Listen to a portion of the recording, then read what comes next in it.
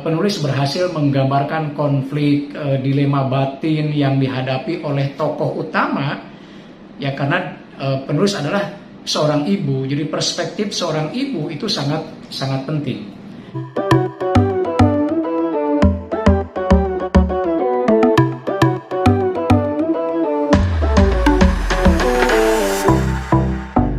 Halo teman-teman, bertemu lagi dengan saya di RC13 Channel. Apa kabar semuanya? Semoga Anda dan kita semua baik-baik saja, tetap semangat menjalankan aktivitas hidup. Nah, teman-teman sekalian, di video kali ini saya akan menyajikan segmen baru, yaitu Review Corner. Jadi pojok tentang review, di mana saya akan mencoba mereview buku-buku dari berbagai genre atau dari berbagai bidang yang tentu saja saya sukai, ya, baik bersifat politik, komunikasi, bahkan sastra.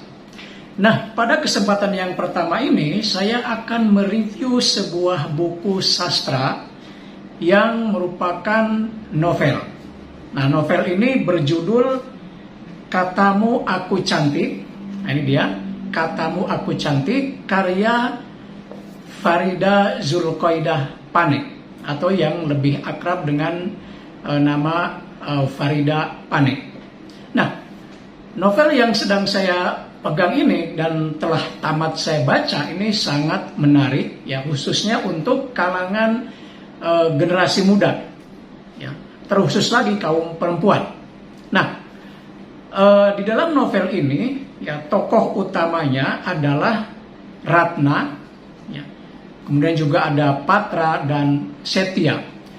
Nah, ada satu hal yang menurut saya sangat penting, atau sebuah isu yang sangat penting yang diangkat dalam novel ini, dan ini seharusnya menjadi perhatian banyak pihak, terutama para orang tua, yaitu persoalan pendidikan seks sejak usia dini. Ini sesuatu yang sangat penting, ya, khususnya terhadap anak-anak perempuan. Nah, apa yang dialami Ratna dalam novel ini menjadi contoh, ya, betapa pentingnya pendidikan seks sejak usia dini, dan orang tua itu harus memperhatikan betul. Karena kita tahu dalam dunia pendidikan, keluarga khususnya ibu adalah orang yang pertama atau pihak yang pertama di mana anak akan mendapatkan nilai-nilai, ya.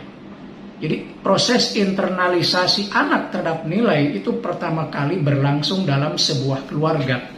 Nah, terkait dengan pendidikan seks sejak usia dini, nah apa yang dialami oleh Ratna di masa kecilnya, ini sebuah pengalaman yang pahit, ya, yang tentu saja jangan sampai terjadi pada anak-anak kita.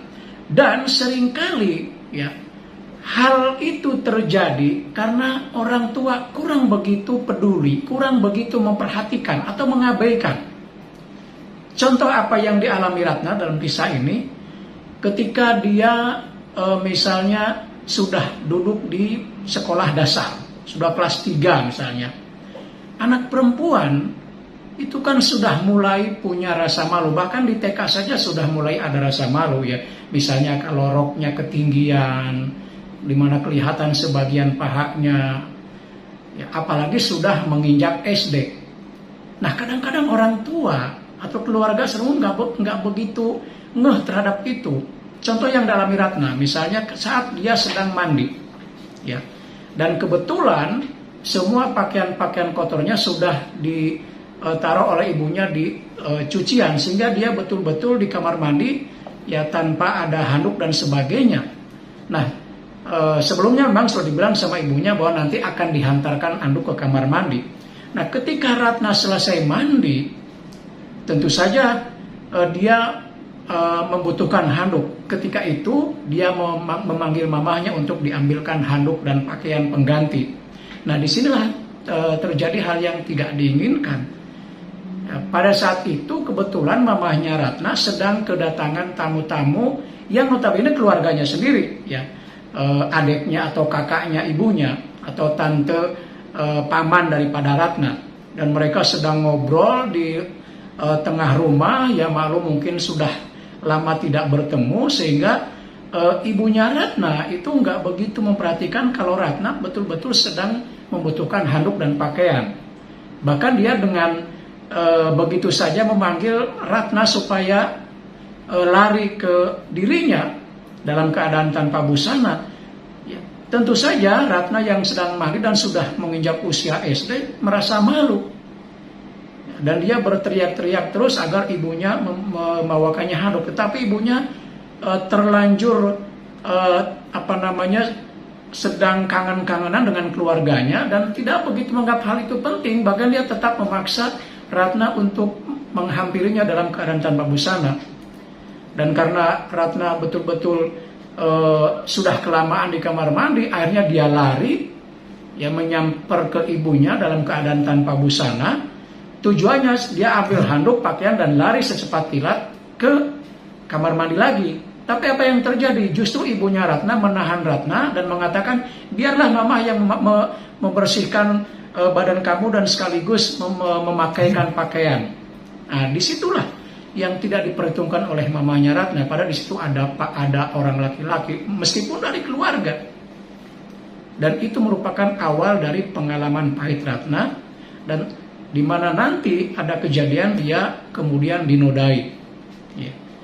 Ketika kebetulan Ratna dan orang tuanya pergi bermain kepada rumah keluarganya yang tadi datang, nginap di sana, dan ditinggalkan di rumah, ya, dengan paman yang ada di keluarga itu, di mana orang tidak akan menyangka, tapi disitulah terjadi. Ratna yang kecil itu sudah dinodai, ya, sudah diambil keperawanannya oleh sang paman sendiri, atau katakanlah keluarganya sendiri. Dan ini terjadi karena kurang pekanya orang tua. Dan ini bisa jadi banyak terjadi di keluarga-keluarga yang lain karena tidak begitu penting, tidak menganggap bahwa ternyata di lingkungan keluarga sendiri bisa terjadi hal yang semacam itu. Dan lingkungan lain yang mungkin terjadi juga di sekolah, apa yang dialami Ratna di sekolah juga sejak TK misalnya, dia sudah mulai ada rasa malu ketika roknya semakin tinggi karena badannya makin tinggi. Tapi mamanya selalu bilang, kamu kan masih kecil, nggak apa-apa roknya di atas lutut. Ya, orang juga tidak akan memperhatikan. Ya.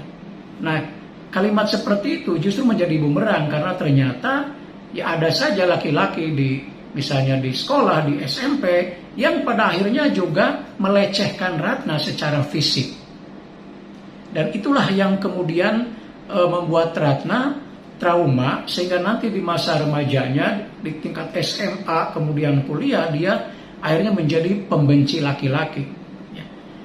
Tetapi ya meskipun begitu, ya sebagai seorang yang memang mendalami agama, ya dia tetap meyakini bahwa akan ada satu laki-laki yang akan menjadi pendamping dirinya. Tetapi secara umum dia sangat membenci laki-laki. Nah, itu akibat pendidikan seks yang diabaikan oleh keluarga. Nah, lebih parah lagi, Ratna ini kan cenderung introvert. Orang introvert kan tidak mau terbuka, sehingga apa yang pernah dia alami selalu dipendam oleh dirinya, tidak pernah diungkapkan kepada orang lain, dan itu justru menjadi beban, menjadi trauma yang berkepanjangan. Ya. Nah, satu hal yang lain bahwa novel ini menurut saya memiliki keunggulan yang pertama dari sisi teknik penceritaan, alur cerita yang banyak menggunakan alur cerita flashback atau sorot balik. Menurut saya ini penting juga ya bagi seorang pembaca ketika misalnya menemukan satu kasus, satu peristiwa pada tokoh utama, kadang-kadang ini kok terjadi seperti ini. Nah, kemudian ada flashback. Oh, kalau begitu ini ada sebabnya kenapa sekarang kejadiannya seperti ini. Jadi ada dibawa ke flashback ke masa lalu sehingga kemudian nyambung ceritanya. Itu secara teknik penceritaan. Yang kedua secara isu, menurut saya ini sangat-sangat penting sehingga menjadi keunggulan bahwa penulis novel ini, Mbak Farida Pane adalah seorang ibu. Karena itu ini menjadi keunggulan perspektif seorang ibu ya ketika menceritakan tentang Ratna ini. Jadi tentu saja dengan perspektif itu perspektif seorang ibu, jadi perasaan Ratna tergambarkan dengan baik. Bagaimana orang yang pernah dilecehkan, yang pernah dinodai, menjalani hidupnya masa remaja sampai kemudian kuliah dan kemudian menikah. Ya. Jadi penulis berhasil menggambarkan konflik, dilema batin yang dihadapi oleh tokoh utama, ya karena penulis adalah seorang ibu, jadi perspektif seorang ibu itu sangat penting. Kalaupun ada kekurangan, saya kira mungkin ketika menggambarkan, mendeskripsikan tentang pergaulan antar remaja, misalnya terlampau to the point, ya langsung kenal pertama harus dengan sentuhan fisik misalnya. Tapi mungkin karena mungkin ya kalau secara rinci mungkin akan terlalu panjang novelnya. Saya paham itu mungkin supaya lebih cepat ya. Jadi teman-teman, saya kira terutama para kaum remaja ya sangat penting untuk membaca novel ini ya, Katakan Aku Cantik, terutama remaja-remaja putri ya yang mungkin akan menghadapi persoalan yang sama, atau setidaknya ini menjadi pembelajaran bagi kita dalam kehidupan sehari-hari. Jadi saya menganjurkan ya silakan membaca buku ini, ya membeli buku ini, Katakan Aku Cantik, karya Farida Panet. Demikian review saya untuk buku ini, mudah-mudahan ada manfaatnya. Sampai bertemu kembali di video berikutnya, tetap semangat.